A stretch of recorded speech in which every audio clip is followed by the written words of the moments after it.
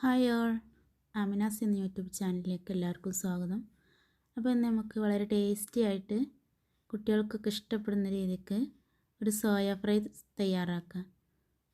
ഇത് നല്ല എരിവും മധുരവും ഒക്കെ കൂടിയൊരു ടേസ്റ്റാണ്.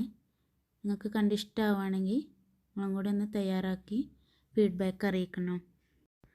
ആദ്യം തന്നെ ഒരു 1.5 കപ്പ് അളവിൽ സോയ എടുത്ത് നമുക്ക് നല്ല തിളച്ച വെള്ളം ഒഴിച്ച് ഒന്ന് റെസ്റ്റ് ചെയ്യാൻ വെക്കാം. ഒരു 10 മിനിറ്റ് വരെ തിളച്ച വെള്ളത്തിൽ വെച്ചാൽ മതി കേട്ടോ. സോയ ഇതിൻ്റെ കൂടെ തന്നെ ഇതിലേക്ക് ആവശ്യമായ ഉപ്പും കൂടി ചേർത്ത് കൊടുക്കണം. ആ 10 മിനിറ്റ് തിളച്ച വെള്ളത്തിൽ കിടക്കുമ്പോൾ സോയൊക്കെ നല്ല സോഫ്റ്റായി വന്നിട്ടുണ്ടാവും. എന്നിട്ട് നമുക്ക് അതിലേക്ക് ആവശ്യമായ മസാലയും കൂടി തയ്യാറാക്കാം. നമുക്ക് ഒരു 10 മിനിറ്റ് ഇങ്ങനെ റെസ്റ്റ് ചെയ്യാൻ വെക്കാം. 10 മിനിറ്റ് ആയിട്ടുണ്ട്. നല്ല ചൂടാണ്.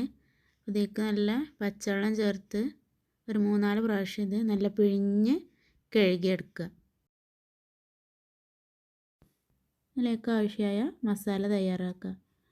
1 ടേബിൾ സ്പൂണ് കാശ്മീരി മുളക് പൊടി, 1/2 സ്പൂണ് ഗരം മസാല, 1/4 സ്പൂണ് മല്ലിപ്പൊടി, 1/4 സ്പൂണ് പെരുംജീരകപ്പൊടി, 1/4 സ്പൂണ് നല്ല ജീരകപ്പൊടി, 1/2 സ്പൂണ് കുരുമുളക് പൊടി, 1 സ്പൂണ് ഇഞ്ചി വെളുത്തുള്ളി ചതച്ചത്, തൈര് 2 സ്പൂണ്,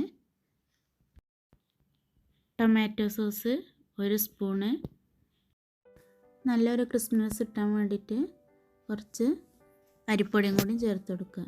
കോൺഫ്ലവർ പൊടി ഉണ്ടെങ്കിൽ അതും ചേർത്ത് കൊടുക്കുക കേട്ടോ. അപ്പോൾ ഇവിടെ അരിപ്പൊടി മാത്രം ചേർത്തെടുത്തിട്ടുള്ളൂ. അതിൻ്റെ കൂടെ തന്നെ ആവശ്യമായ ഉപ്പും കൂടി ചേർത്ത് നന്നായി മിക്സ് ചെയ്തെടുക്കുക.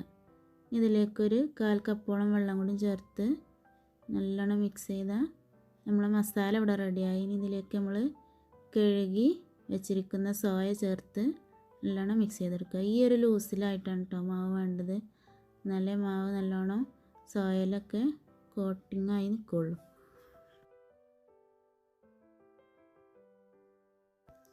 ഇനി 15 മിനിറ്റിന് ശേഷം നമ്മൾ വെളിച്ചെണ്ണ ചൂടാക്കി അതിലേക്ക് നമ്മൾ സോയ ഓരോന്നായി ഇട്ട് കൊടുക്കുക.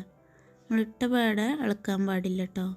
അപ്പോൾ ഇത് മസാലയൊക്കെ അടർന്ന് പോരാനുള്ള ചാൻസ് ഉണ്ട്. അങ്ങനെ സോയൊക്കെ ഇവിടെ ഫ്രൈ ആയി വന്നിട്ടുണ്ട്. അതിലേക്ക് നമുക്ക് 2 പച്ചമുളകും കുറച്ച് കറിവേപ്പിലയും കൂടിയും ചേർത്ത് അതും കൂടെ ഒന്ന് ഫ്രൈ ആകുമ്പോൾ നമുക്ക് വേറൊരു പാത്രത്തിലേക്ക് കോരി മാറ്റാം. എല്ലാവർക്കും ഒന്നും സോയ ഇഷ്ടമുണ്ടാവില്ല. എത്ര ഇഷ്ടമില്ലാത്തോലും കഴിച്ചു പോകുന്നൊരു ടേസ്റ്റാണ് കേട്ടോ അതിന്. ഇനി ഒരു ചെറിയ സോസും കൂടി ഇതിലേക്ക് വേണ്ടി തയ്യാറാക്കാം കേട്ടോ. നമ്മൾ സോയ ഫ്രൈ ചെയ്തെടുത്ത ഓയിൽ തന്നെ വേറൊരു പാൻ ചൂടാക്കി അതിലേക്ക് 1 സ്പൂണ് ഓയിലെടുക്കുക. ഓയിൽ ചൂടായി വരുമ്പോൾ നമ്മൾ നീളത്തിൽ അരിഞ്ഞു വെച്ച ഇഞ്ചിയും വെളുത്തുള്ളിയും കൂടെ ഒന്ന് റോസ്റ്റ് ചെയ്തെടുക്കുക. അതിൻ്റെ പച്ചമണമൊക്കെ ഒന്ന് മാറുമ്പോൾ നമുക്ക് 2 സ്പൂണ് ടൊമാറ്റോ സോസ് ചേർത്ത് കൊടുക്കുക. ഇതിൻ്റെ കൂടെ തന്നെ 1 സ്പൂണ് സോയാ സോസും കൂടി ചേർത്ത് കൊടുത്ത് നല്ലോണം മിക്സ് ചെയ്തെടുക്കുക.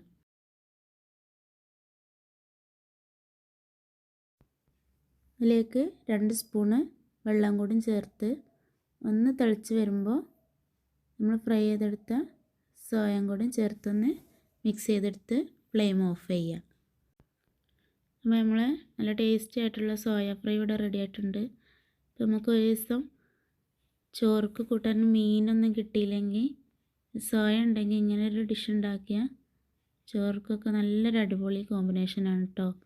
ചോറിൻ്റെ കൂടെ മാത്രമല്ല ചപ്പാത്തിക്കും അപ്പത്തിൻ്റെ കൂടെയും ഒക്കെ കഴിക്കാം കേട്ടോ. നിങ്ങളും കൂടെ ഒന്ന് പരീക്ഷിച്ച് നോക്കി കമൻസിലൂടെ അറിയിക്കണേ. നമുക്ക് വീഡിയോ ഇഷ്ടമാവണമെങ്കിൽ നിങ്ങളെ ഫ്രണ്ട്സിനൊക്കെ ഒന്ന് ഷെയർ ചെയ്ത് കൊടുത്ത് നമ്മളെ ചാനൽ സബ്സ്ക്രൈബ് ചെയ്ത് സപ്പോർട്ട് ചെയ്യണേ.